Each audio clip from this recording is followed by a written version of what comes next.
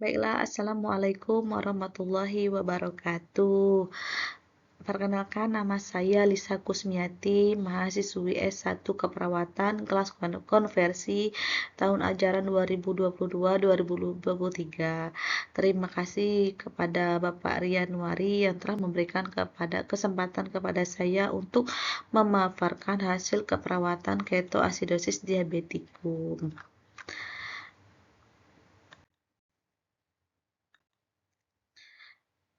Sebelum kita menjelaskan tentang asuhan keperawatan, kita akan menjelaskan pengertian dari ketosidosis diabetikum adalah dekompensasi kekacauan metabolik yang ditandai oleh trias hiperglikemia, asidosis, dan ketosis yang disebabkan oleh defisiensi insulin absolut atau relatif.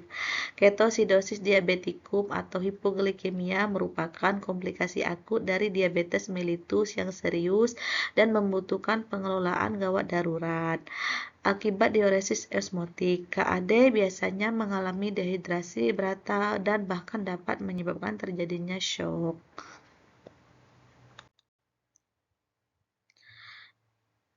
Beberapa penyebab terjadinya KAD, yaitu antara lain yang pertama adanya infeksi antara lain pneumonia, infeksi traktus urinarius, dan sepsis.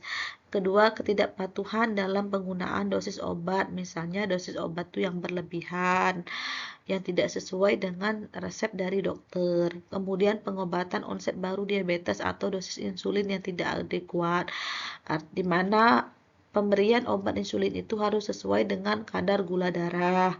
Keempat, kardiovaskuler atau infark miokardium. Kelima, penyebab lain yaitu hipertiroidisme, pankreatitis, kehamilan, pengobatan kortikosteroid, dan lain sebagainya. Faktor pencetus krisis hiperglikemia ini antara lain yang pertama yaitu infeksi meliputi sebanyak 20 sampai dengan 55% dari kasus krisis hiperglikemia dicetuskan oleh infeksi. Kemudian penyakit vaskular akut yaitu terdiri dari penyakit serebral, vaskuler, infark miokard akut, emboli paru, trombosis. Kemudian penyebab yang ketiga yaitu adanya trauma, luka bakar, hematom subdural. 4 yaitu heat stroke. Kemudian yang kelima kelainan gastrointestinal yaitu pankreatitis akut dan obstruksi intestinal. Kemudian yang keenam yaitu adanya obat-obatan diuretika, steroid, dan lain sebagainya. Patofisiologi. Ketoasidosis terjadi bila tubuh sangat kekurangan insulin karena dipakainya jaringan lemak untuk memenuhi kebutuhan energi. Maka akan terbentuk keton. Bila hal ini dibiarkan terakumulasi, darah akan menjadi asam sehingga jaringan tubuh akan rusak dan bisa menderita koma. Hal ini biasanya terjadi karena tidak mematuhi perencanaan makan, menghentikan sendiri suntikan insulin, tidak tahu bahwa dirinya sakit diabetes, mendapat infeksi atau penyakit berat lainnya seperti kematian otot jantung, stroke, dan lain sebagainya. Manifestasi klinis yaitu pertama pernapasan cepat dan dalam, kusmaul, bau nafas khas, aseton. Kemudian yang kedua dehidrasi, misalnya tugor kulit berkurang, lidah, bibir kering, kadang disertai dengan hipovolemia sampai dengan shock.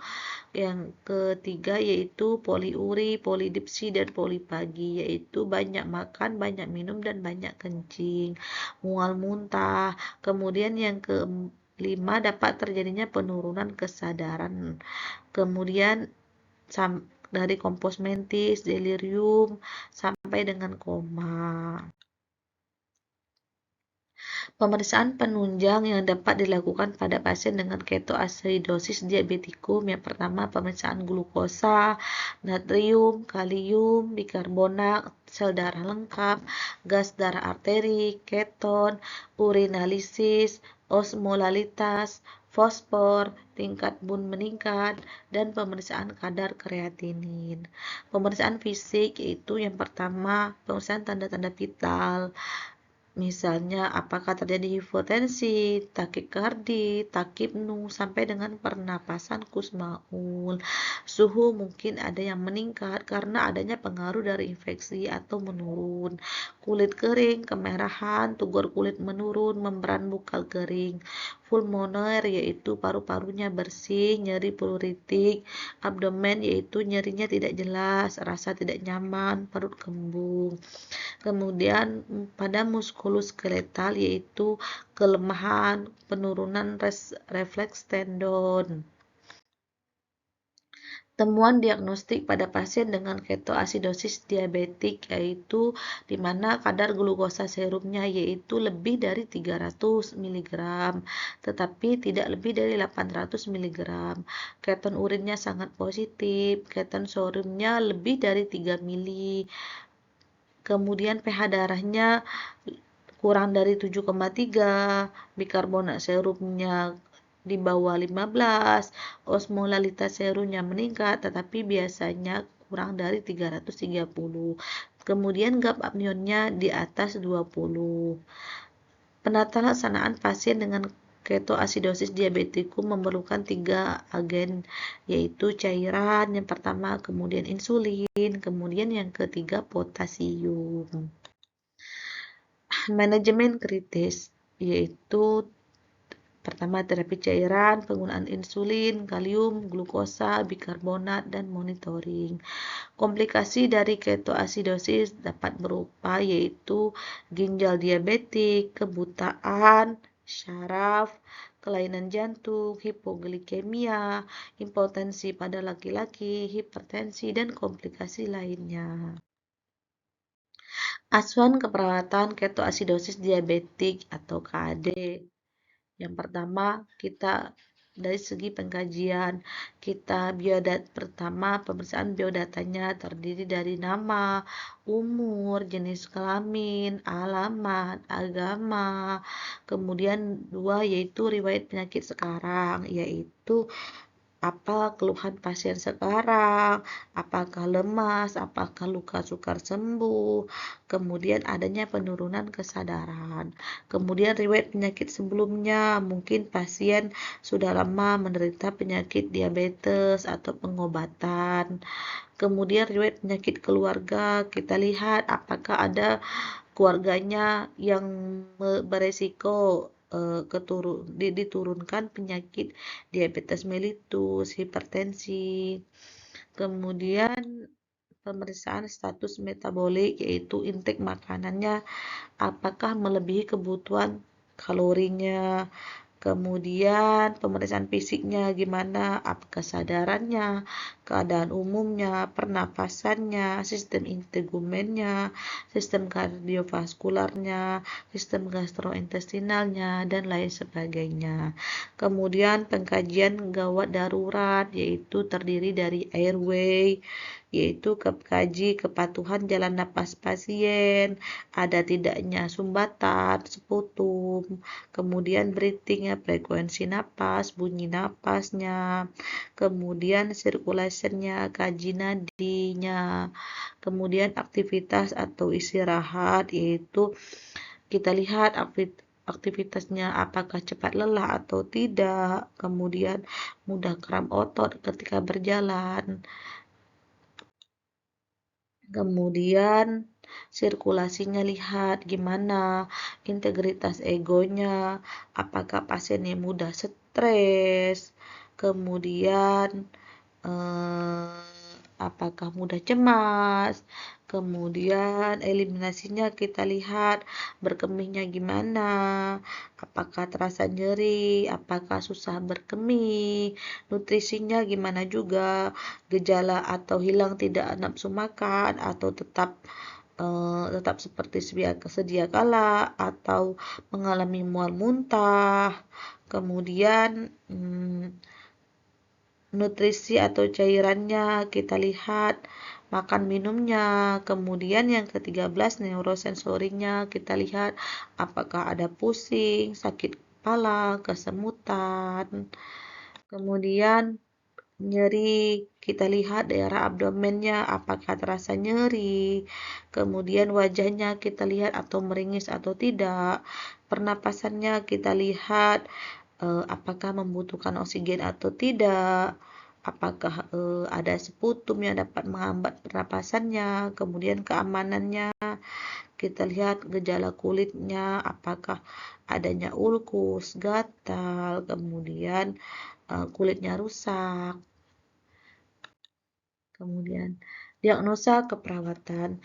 Diagnosa keperawatan yang muncul dari penyakit ketoasidosis ini, di sini kita angkat 7 diagnosa keperawatan. Yang pertama yaitu pola napas tidak efektif, kedua hipovolemia berhubungan dengan kekurangan intake cairan, ketiga resiko ketidakseimbangan elektrolit berhubungan dengan gangguan mekanisme regulasi, 4. Nausi, mual muntah.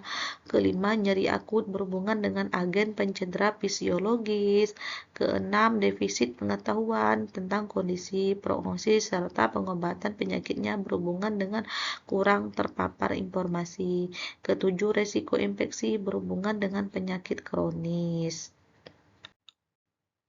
Intervensi keperawatan yaitu dari diagnosa yang pertama yaitu pola napas tidak efektif berhubungan dengan hambatan upaya jalan napas, yaitu pertama kita monitor pola napas, monitor bunyi napas, monitor sputum, kemudian pertahankan jalan napas, posisikan semi-pauler, berikan minum air hangat kuku, lakukan fisioterapi dada, lakukan penghisapan lendir, lakukan hiperoksigenasi, keluarkan sumbatan benda padat dengan forceps, kemudian berikan oksigen jika diperlukan. Kemudian jangan lupa dengan kolaborasi dengan dokter dalam pemberian bronkodilator.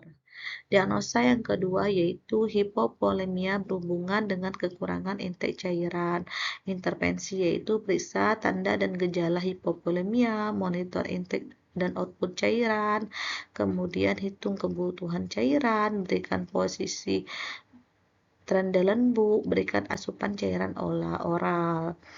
Kemudian jangan lupa kolaborasi dengan tim medis dalam pemberian cairan. Misalnya cairan NaCl, RL.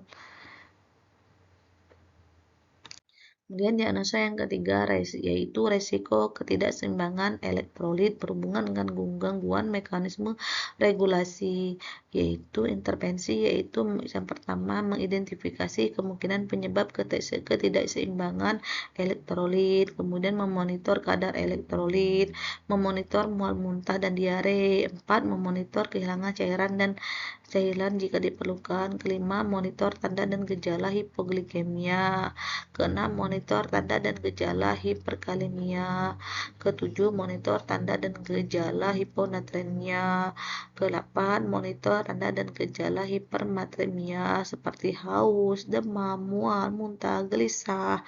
Kemudian yang kesembilan monitor tanda dan gejala hipokalsemia, peka terhadap rangsangan, kemudian jangan lupa